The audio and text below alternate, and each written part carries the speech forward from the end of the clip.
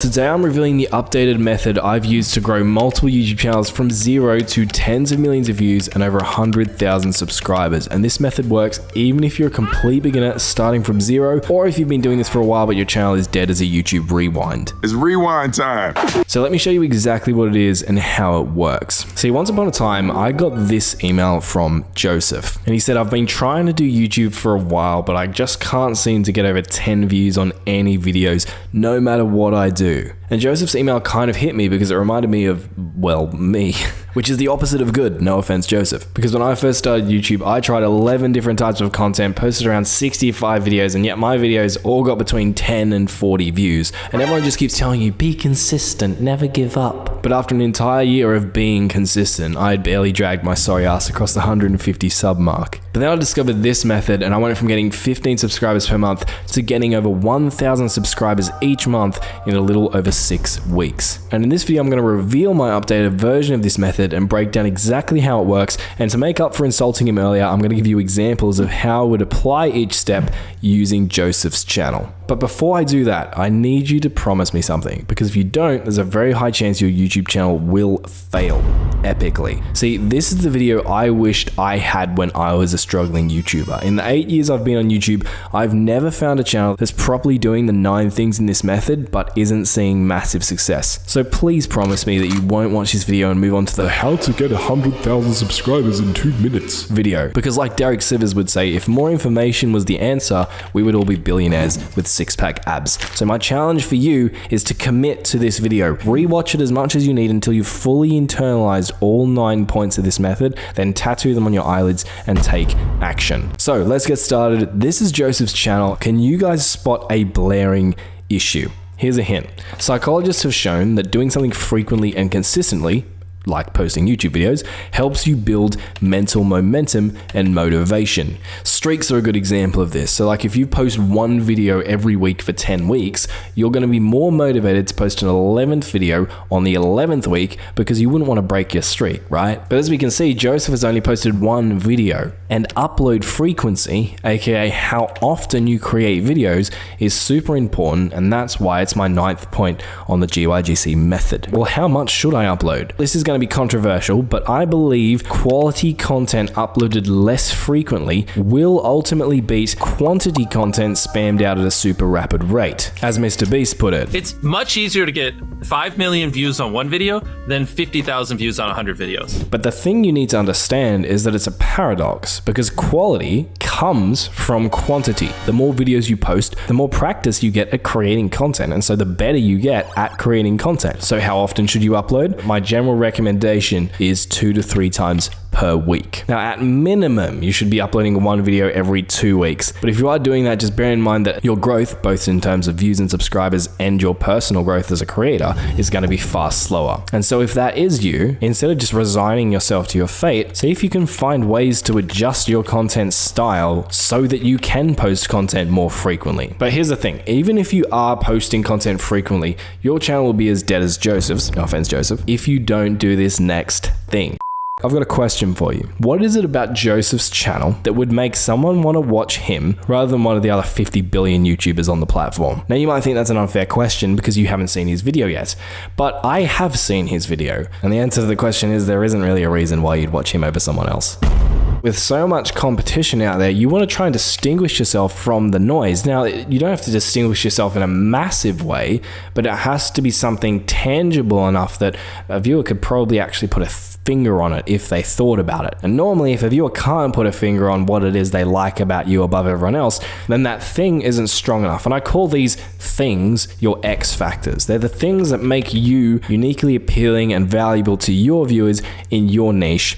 And X factors are the 8th point on the GYGC method. Now, to discover your X factor or X factors, it can help to ask this question. If someone had a hypothetical interview with your biggest fan and asked them why you are their favorite YouTuber, what would your hypothetical biggest fan say?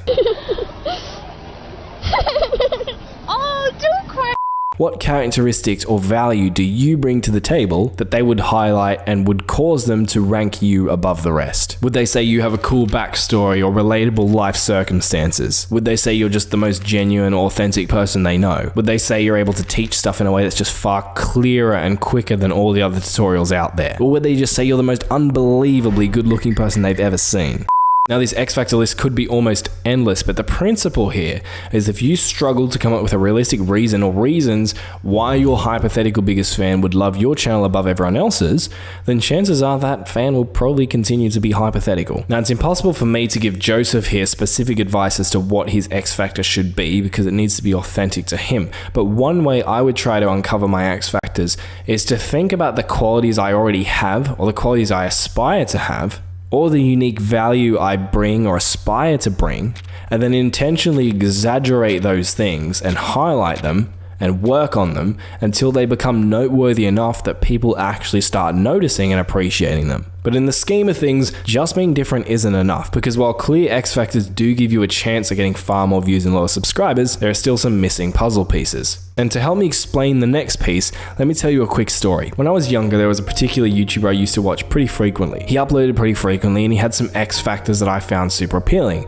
He was really funny, he was down to earth, and he involved his family in his videos. And for a number of months, I remember religiously watching this person. He was my favorite YouTuber, but then something changed. He started trying to act cool. He stopped filming videos with his family. He jumped on the whole diss tracks and debate train. And while he had every right to grow and evolve as a person and a creator, I just found myself not really liking him much anymore. I used to be able to come to his channel, turn on one of his videos and get a certain type of experience, but now when I came to his channel, I didn't know what was in store for me. I couldn't trust him anymore. I used to feel like I knew him and I could rely on him to be a certain type of person, but now he was just too inconsistent. And so even though the algorithm kept promoting his videos to me for a while after that, I stopped clicking on them and I stopped watching them. And this would have sent negative signals to the YouTube algorithm about those videos, which made it less and less likely that the algorithm would promote future videos to me or people who have similar viewing habits and interests as me. And eventually the algorithm just gave up entirely and just stopped promoting. And what we can learn from this example here is that if you're very inconsistent, it's going to confuse your viewers and the algorithm, which leads to less promotion and less views. And that's why consistency is the next point on the method. Now, it's hard for me to rate the consistency of Joseph's channel here because he's only got one video, but hopefully as the example I just shared illustrated, you should know that consistency matters, and there's a lot more to consistency than just having a consistent upload schedule. Being consistent includes things like your attitude, your personality, your branding, the types of videos you create, the style in which you create those videos, the lines you're willing to cross and not cross, and the list could go on. Now, being consistent doesn't mean you can't evolve. You should evolve, especially if what you're currently doing isn't working. But especially when you do find something that works for you, be careful changing things up too drastically too quickly, because it'll confuse both your viewers and the algorithm, which will lead to less views and no promotion. But what's the most important thing to be consistent about on your channel? Well, there is one thing that if you're inconsistent about it, could literally make or break your entire channel. Because one of the biggest problems we have on YouTube is competition. For example, if you're creating Minecraft Let's Plays, you are by default competing with massive creators for the attention of people who want to watch Minecraft Let's Plays. If you're creating GTA Funny Moments videos, you're competing for the attention of viewers who want to watch GTA Funny Moments videos by default against all of the other massive YouTubers who create those videos as well. And the problem with this competition is that the YouTubers you're competing with probably have more experience, they have more time, they have more money, they have bigger brands and existing followings. So really, chances are you're probably just going to get your ass handed to you and not get any views. So the trick is to not compete. See, in order to be in competition with someone, you need to be doing the same type of thing as them. For example, the English Premier League's Manchester United don't have to worry about competition from the NBA's Chicago Bulls because while they are both elite sporting teams, they're not directly competing against one another.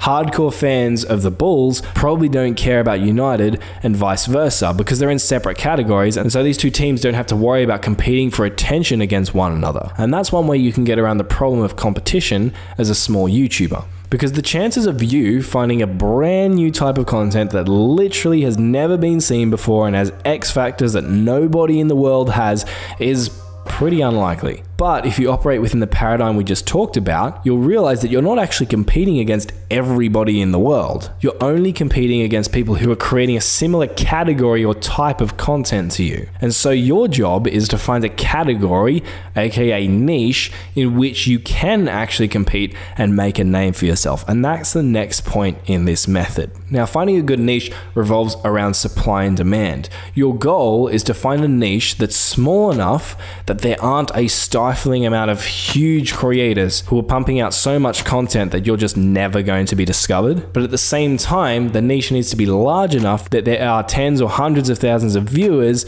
aka demand, who actually want to watch that type of content. So coming back to Joseph's channel, I'd say his niche is probably something like Minecraft survival challenges based on the video he posted. So by default, he's competing for attention against YouTubers like these guys. I'm going to attempt to survive the next 100 days in hardcore Minecraft. And now I'm gonna be turning into the Kraken to see if I can survive 100 days against 3 fishermen with insane fishing gear. Based on Joseph's content, which I checked out, I'd say that the competition is going to be too tough for him and he'd be better off doing some research to find another niche that might have less demand and less viewers, but is going to ultimately be less competitive until he develops a bit and grows. But if he does increase his upload frequency and nails the things I'm going to talk about later in this video, there is still a chance that he could potentially find a gap in the niche and make this type of content work for him. And so let me show you how I would do it if I was in his shoes. And even though this video is a very specific type of gaming video, these principles will apply regardless of what type of content you create. I'd start by fixing this huge mistake he's currently making. But to understand the mistake, you need to actually understand how YouTube works.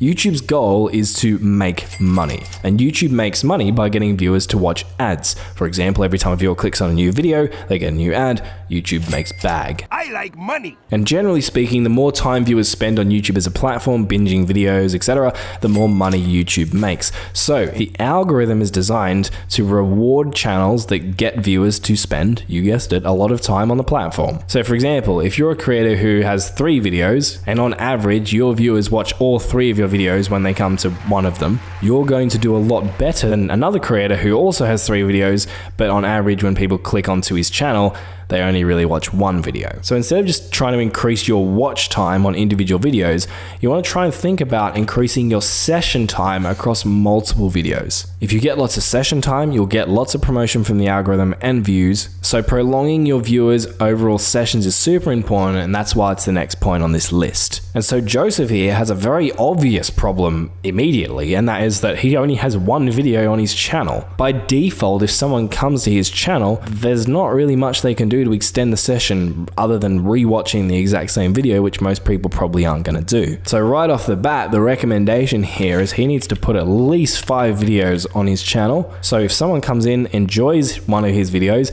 they have a bank of other content that they can also watch. Now, you watching this probably have more than 1 video on your channel right now. And so if you do have that bank of content, your job is to make it as easy as possible for people to binge your videos. And 2 ways to do that could be creating playlists that automatically group your videos together and get people to automatically go from one video to the next video to the next video to the next video. It's time to stop! Where the fuck are your parents? And another thing you can do is to try to create call to actions at the end of your video that kind of create feedback loops where someone clicks on your video, they get to the end of your video, they hear you promote another one of your videos, and they click on another one of your videos, and they get to the end of that video and they hear you promote another one of your videos, so they click on that one, and they just get stuck in a web of your content. The loop just keeps on going. So what's the easiest or best way to get people into feedback loops so you can start getting that session time flywheel cranking? Well, to do that, first you have to fix another massive mistake Joseph is making, which most of you watching this are probably also making as well, and it's making YouTube kill your reach. See, while creating this video, I watched Joseph's video a few times, and here are some things I noticed. The first second or so of the video is actually just a blank screen. Then it switches to a scene of Joseph standing in very non-ancient city-esque surroundings. There's not much going on at all, and as a viewer, it's not very stimulating for me. Then the following 30 seconds is spent where Joseph is crouch walking down a tunnel at a ridiculously slow speed as he drifts closer to imminent death at a painstakingly slow pace. Moving on from the intro, I could probably count the number of cuts in this video on one hand. And there are multiple sections in the video where there are between 5 and 10 seconds of silence in the commentary where not very much is going on.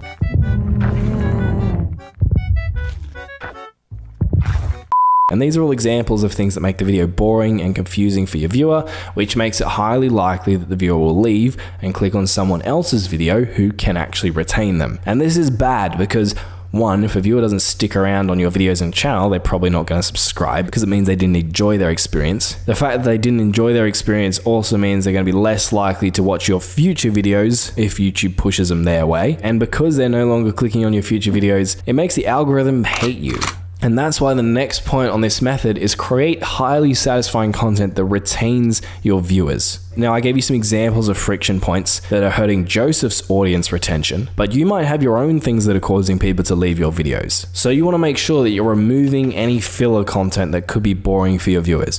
Check out your analytics and see, are there drop-offs and things causing people to leave that you should eliminate from future videos? Especially if you don't have much data and analytics, just watch your videos yourself and try and put yourself in a viewer's shoes and notice your own emotions as you're watching the video. Or you can enlist the help of a friend, get them to watch your content and then watch their reactions. Notice when they're engaged, notice when they're bored, notice when they laugh, notice when they don't laugh. And then using all of this information, your job is to figure out how to create your future videos so that they are better and will get as many viewers as possible to watch all the way to the end. Now you might be saying, well, Marcus, that's all well and good, but the problem I have right now is that I don't have any viewers in the first place. If you're really struggling to get views to begin with, here's some advice. Now, as we've talked about, if you don't have good audience retention and get watch time, then you're probably not going to get subscribers or session time. But if we take a step back, if you don't have views in the first place, you're not even going to have an opportunity to get watch time. But if we take an even further step back, if you can't get people to click on your videos,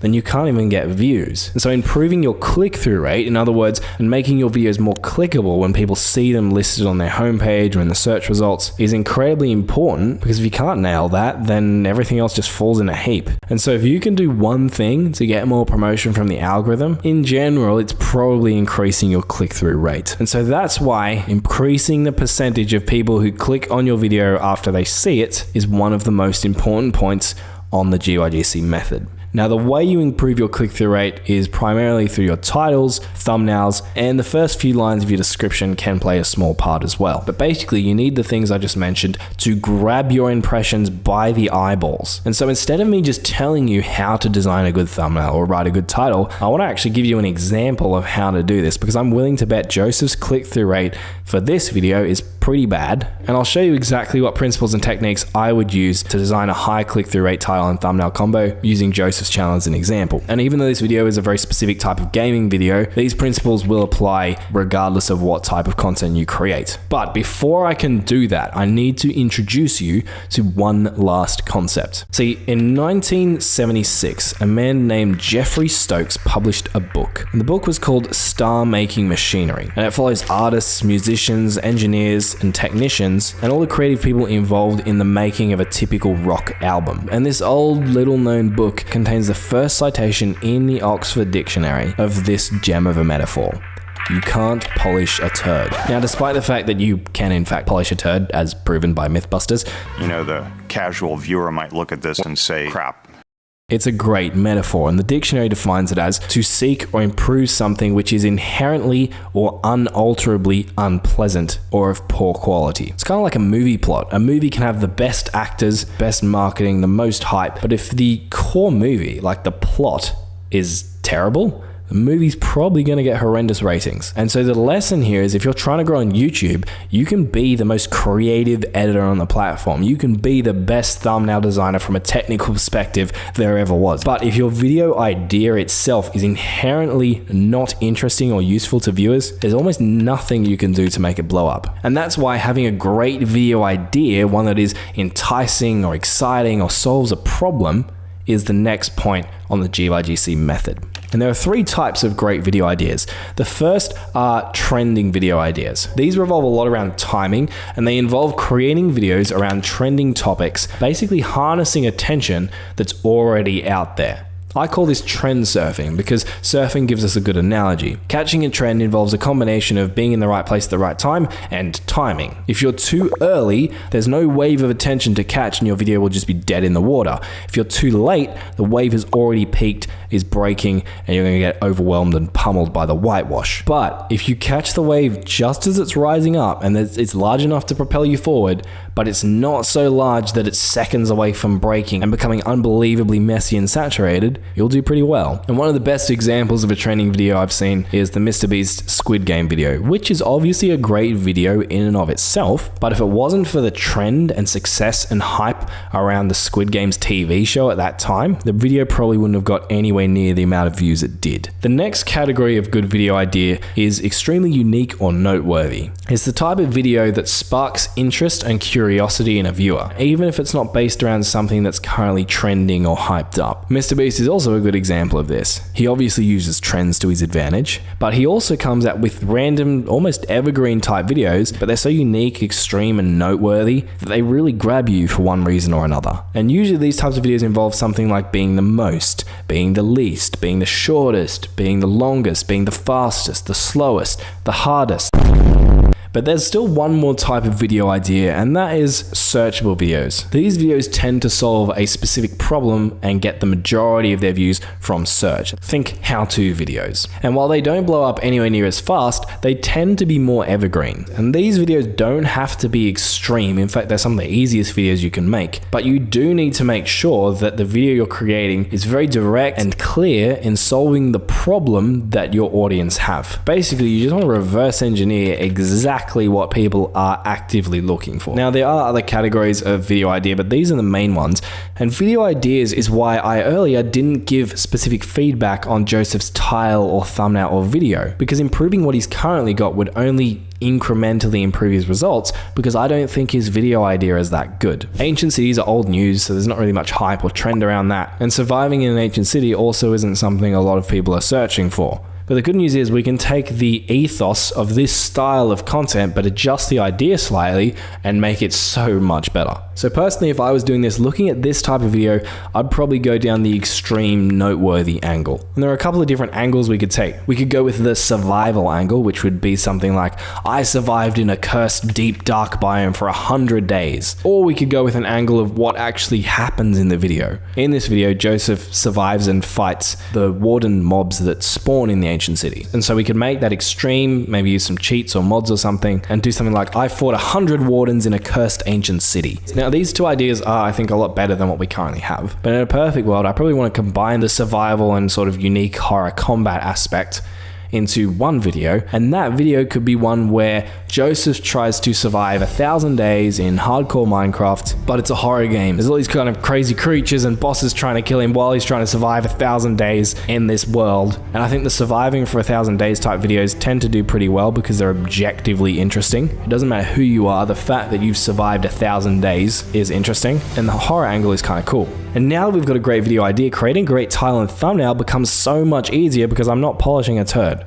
So for the title of this video, I'd probably go with something along the lines of, I survived 1,000 days in hardcore Minecraft, but it's a horror game. Or I survived 1,000 days in cursed hardcore Minecraft, or something like that. I could potentially go with both and like test both of them and see which ones get better results. And for the thumbnail, overall, I'd want to give it kind of like a creepy hellscape vibe. I'd probably do like a comparison thumbnail to show like a before and after, because those work quite well. You can see I've whipped up something here. We've got day 1 on one side and then day 1,000 on the other. arrow pointing across to kind of show like we went from this to this. The day one scene here is horror-esque. You can see it's almost got that Slender Man kind of pixelated horror vibe. And you've got old mate kind of creepily staring at you from behind a tree, but it also kind of gives off like just starting out vibes. You're in a forest, it's dark, there's no building around. It's very day one vibes. Whereas obviously the day 1000 is completely different. Now, one of the main problems I do have with this thumbnail is while keeping day one simple and making it feel like a day one is important, and also showing off what actually happened on day 1000 is also really important, the thing we are kind of missing is showing off the extreme sort of mobs that we encounter in the video.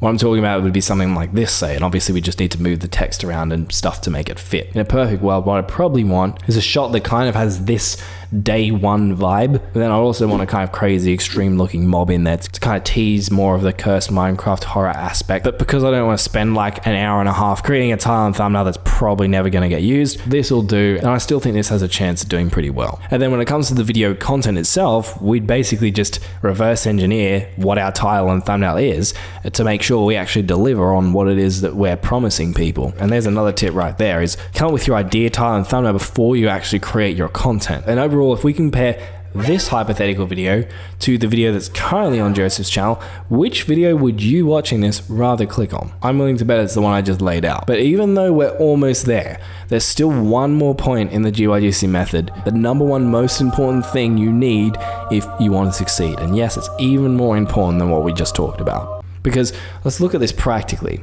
If you take a 30,000 foot view, over the long term, you are the driving force behind your channel. Without you, the GYGC method, or any other kind of growth method for that matter, is about as useful as a waterproof tea bag. Another way to think about it is if the GYGC method is your vehicle to success, then you are the engine. And if the engine isn't operating at its fullest, or if it just flat out breaks down and burns out, then regardless of how great the rest of the vehicle is, it's not going anywhere. So you're gonna hate me for saying this, but this is why I genuinely believe that cultivating a winning mindset is the number one most important point in the GYGC method, but it's really broad and vague. So the question is, how do you actually do that? I have been lucky enough to personally know and work with a bunch of very successful YouTubers, and here are some things I've observed about their mindsets. They surround themselves with people who lift them up and give them energy, rather than people who drag them down and deplete them. They have an almost unhealthy, obsessive level of hunger to succeed and overcome the obstacles no matter what it takes.